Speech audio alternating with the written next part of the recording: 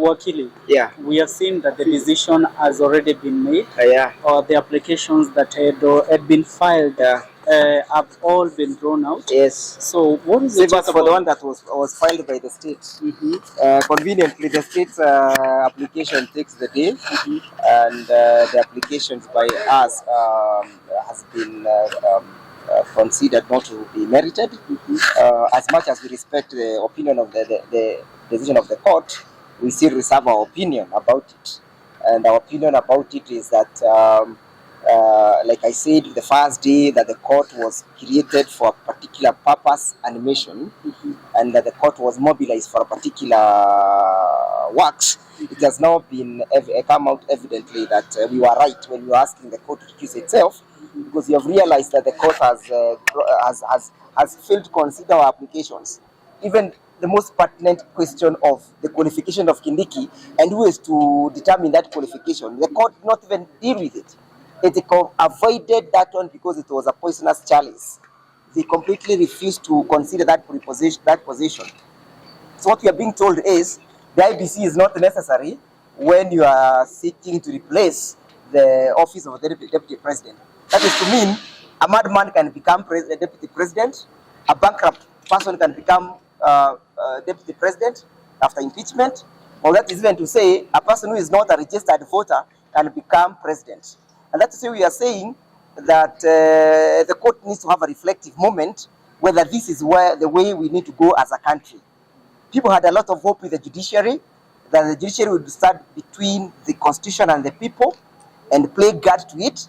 But unfortunately, we have been treated to an embarrassment that both the judiciary, the executive, and the legislature are in bed together. So Kenyans are basically on their own, and that's why we are saying, for us, we shall continue to do that which is right, because history one day will absolve us. And we have challenged the court. If they feel that they do not have the duty to protect the constitution, then history will absolve those who are saying you have it. If they do not have the duty and the fidelity towards the law, and then we are saying that you have that duty and the fidelity, then history will absolve us. If the duty the court has is to please the executive, and then we were wrong by saying that you have independence of judiciary, then history will absolve us. And it's a very serious case for Kenyans to consider and to ponder. But I want to tell them that Kenyans do not despair. We have a date with destiny on the 2nd August of Tuesday, 2027. You have a right and an obligation to change the manner in which these issues are being conducted. It is not proper for a judge to ignore submissions that were made by counsel in court. We made very heavy submissions on the role of IBC in this process, but the judges have ignored it. To me, that is judicial misconduct, and the person who is aggrieved by that judicial misconduct has a right to approach the Judicial Service Commission, and we shall be filing that complaint before the Judicial Service Commission so that ruling can be evaluated. Because it's not a ruling that has been delivered objectively, but subjectively. Thank you.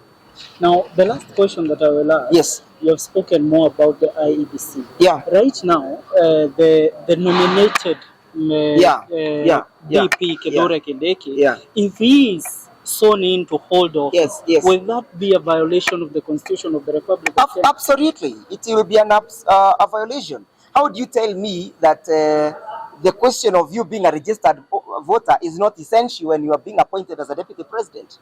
I mean, Kenyans are on their own. Let me follow up with Kibe. Thank you. Thank you.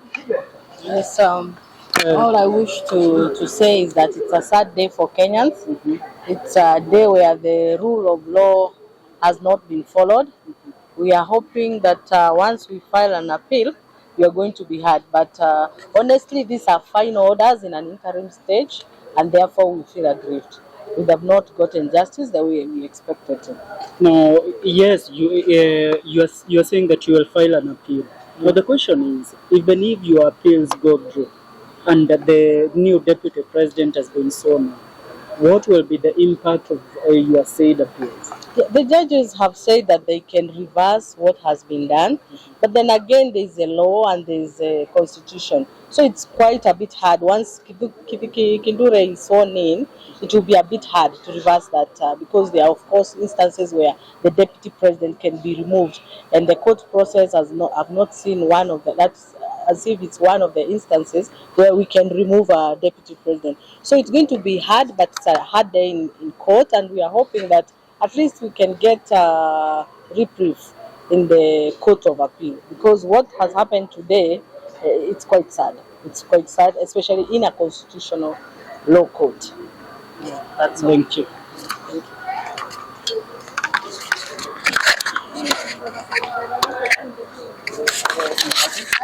Kwani mnauliza maswali za sekunde mbili? Ndegwa ndiye anaongea. And the lengthy explanations and what cases that have gone into it. Unfortunately, my lord and my lady, it seems that some people are being favored by us. And in this matter, it is the state or advocates. We are here acting in person, and we are entitled to the same equal protection of the law. We are here trying to defend the Constitution and our constitutional rights. I am being discriminated against as a woman, as a person with disabilities, and as a youth, my lords and my lady. We filed our application on the 8th of October 2024, and we thought that we would be enjoying as interested parties to participate in Tuesday's proceedings, but we were not. So we did not have the time to ventilate our issues properly. My lords and my lady, we are asking you to stay your orders for 7 days, as you have told us to come back on the 7th of November, so at least we get a fair chance, a fair fighting chance, as a sovereign to also ventilate our issues properly. The state cannot override us, and advocates cannot override us, my lords and my lady. This is a court for equality, and we are asking for equality. My lords and my lady, we also appreciate that the other side that asked for 7 days to appear. Kindly consider us in, because there is no point in justice. It will be granted to some petitioners, and others will just be thrown under the bus and into the darkness. Thank you. If I may respond, Can you just clarify your application? You say it's dated the 8th of October? 8th of October 2024. It's petition E541 of 2024. We were seeking stay orders to stay the proceedings in the National Assembly based on Article 32(1), freedom of conscience, and Article 33, freedom of expression. Your Honor, maybe with your kind permission. Let me clarify. Is that the matter which you have done with Dr. also? Yes, my lord. Yes. Now, if you have been following the directions of this court, Kindiki, we have been issuing various orders on consolidation. And I can assure you, I did that. And you and Dr. Bosso are petitioners in one of the cohorts. I think it's cohort number 1. Yes, it's cohort number 1.